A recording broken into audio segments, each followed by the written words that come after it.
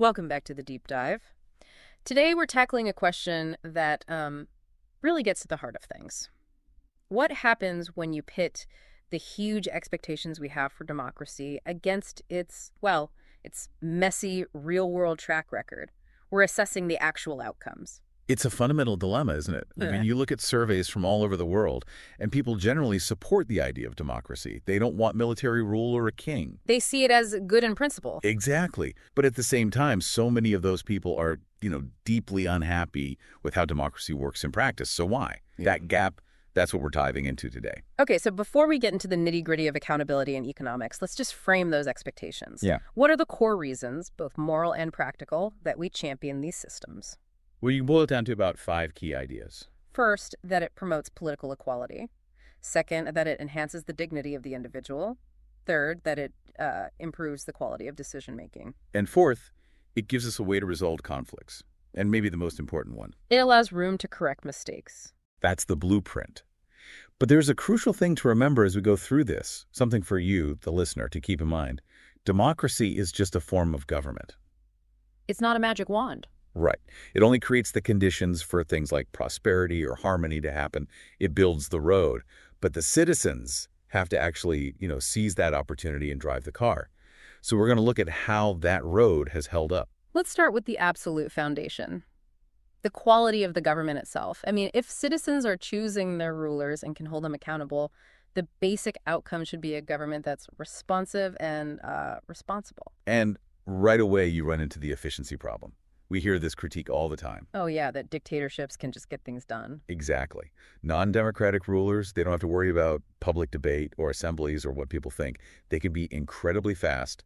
And on the surface, that looks very, very attractive. So if speed is the only thing that matters, we should look somewhere else. Well, not so fast. That speed usually comes with a massive trade-off.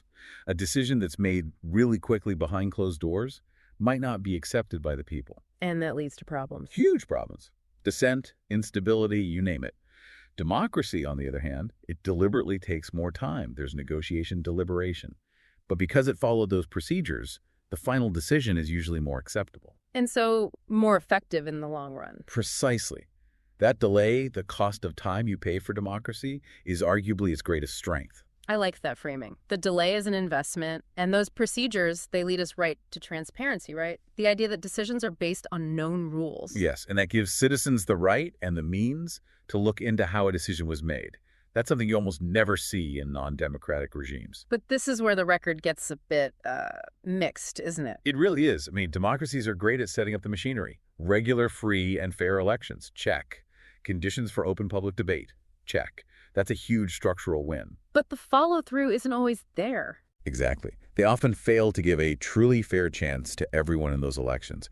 And they have a really mixed record on actually sharing information with people, even when the laws say they should. It's that classic gap between the law on the books and how it's enforced. Your source material had a brilliant and honestly frustrating example of this. The story of a man named Nanu. Oh, yes. It's a textbook case of bureaucracy hitting a wall of democratic pressure. So Nanu is a daily wage earner, lives in a slum, and he lost his ration card. He just needs a duplicate. Something essential for his family. Absolutely. Yeah. So he goes to the government office, and for 3 months, he just gets the classic runaround. Ignored, pushed aside, stalled. 3 months of waiting. That's the kind of inefficiency that drives people crazy. What changed? Nanu knew his rights. He filed an application under the Right to Information Act, the RTI Act. But here's the clever part. He didn't just ask for the card. What did he ask for? He asked for the daily progress on his file, the names of the officials who were holding it up, and what action would be taken against them for the delay. Wow. He turned the transparency tool into a weapon for accountability. He did. And suddenly, there's a deadline, and specific people are on the hook. Within a week, an inspector shows up at his home. The card is ready.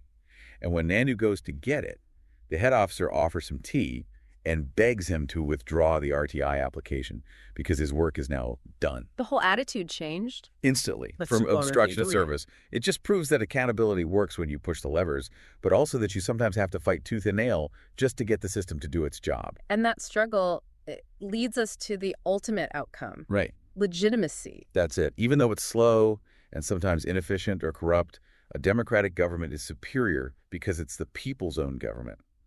The fact that a tool like the one Nanu used even exists gives the whole system this overwhelming legitimacy. And the data backs that up. Completely. Yeah. A big study in South Asia showed massive support for the idea of democracy and for elected leaders, even in places that weren't fully democratic. People believe in the system even when they're frustrated by the process. That's a powerful idea and a good transition point. Let's take that legitimacy and test it against the thing that defines life for most people, economics.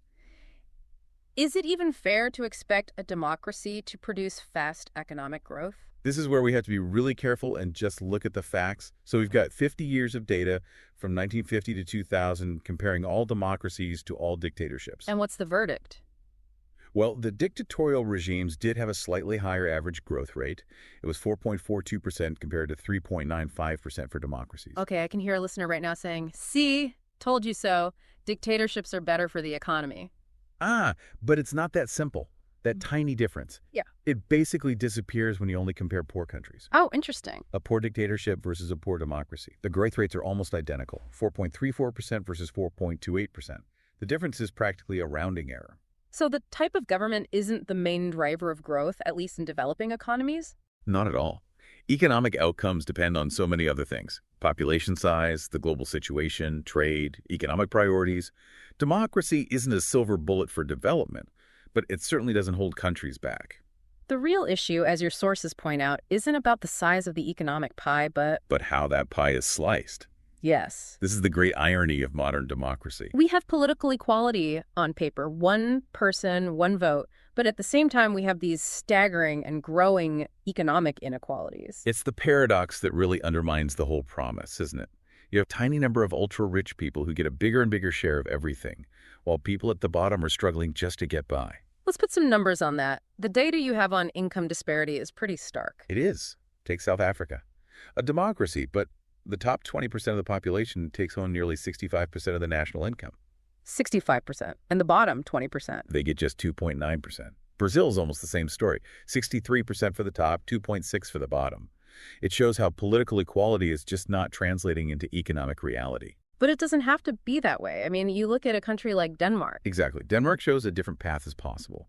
There, the top 20% gets about 34%, and the bottom 20% gets almost 10%. Still a gap, but nowhere near as extreme.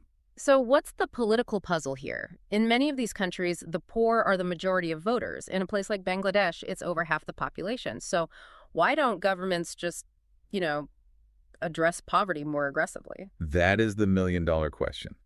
And it's complicated. For one, the poor are often the least politically organized. 2, the wealthy have way more influence, with funding, with the media. And 3, governments often focus on keeping the business and middle classes happy, thinking that's the key to stability. So the majority of voters get left behind, a system where the numbers are on one side, but the power isn't. Precisely. Okay, let's shift gears a bit, away from the hard data of economics to the social outcomes. How do democracies handle social diversity and maybe most importantly, individual dignity? Look, no society is ever going to just solve all its conflicts between different groups. It's impossible. But what democracy is really good at is creating the mechanisms to negotiate those differences. So it manages the conflict instead of trying to erase it. Yes. And that process drastically reduces the risk of things turning violent. Non-democratic regimes, they usually just suppress differences, which only works until, things explode. So managing the fight is the strength. But you say there are 2 conditions for that to work. 2 really essential conditions. The first is that democracy can't just be the rule of a permanent majority. The majority have to work with the minority, because today's majority could be tomorrow's minority. Opinions have to be able to shift. That makes sense. Fluidity. What's the second condition? The second one is even more crucial. Rule by majority must not become rule by a majority community, whether that's based on religion or race or language. What do you mean by that? It means every single citizen has to have a chance to be in the majority at some point. If you're blocked from ever being in the majority just because of who you are, because you were born into a minority group, then democracy has failed you. It just becomes tyranny of the majority. And that's a path to disaster. It is. Now, on the flip side, let's talk about the individual. Dignity and freedom. This is where democracy really shines. This is its clearest win. I think so. It's superior because it recognizes, in principle, that passion for respect that all people have. For societies that were built on subordination caste systems, gender discrimination, just saying all individuals are equal, is a revolutionary idea. It gives people a basis to fight back, like Nanu's standing up to that Well, official. that's a perfect example. The actual treatment might still be bad, but the principle of equality gives people a legal and a moral basis to struggle for their rights. Women, disadvantaged castes, they now have the system on their side, at least in theory. That's a right that just doesn't exist in other systems. So the power is in having a justified claim. Yes, the system itself is on the side of the person demanding equal treatment. And that recognition of dignity, that's the foundation for everything else we've talked about.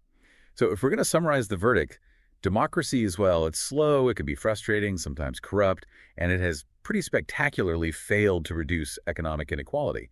But its real strength isn't in its economic report card. It's in something more fundamental. It's in two things. It's legitimacy, the fact that it's seen as the people's own government, and its ability to create that foundation of individual dignity and freedom. And this is where we bring it back to you, the listener. The very fact that people have these high expectations and that you might be sitting there complaining about your government, that's actually a sign of democracy's success. It really is. It shows the system has turned people from passive subjects into active citizens who feel they have the right to challenge power. And they believe their actions matter. The data proves it. A huge majority in South Asia, 65% on average, and up to 75% in a place like Nepal, they believe their vote actually makes a difference. That feeling of empowerment is the engine of the whole system.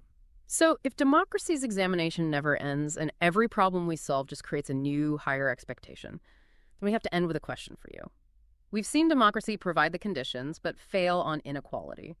What is the next critical test that democracies worldwide have to pass to keep your support, to make sure that political equality finally starts to look a little more like economic justice? Something to think about until our next deep dive.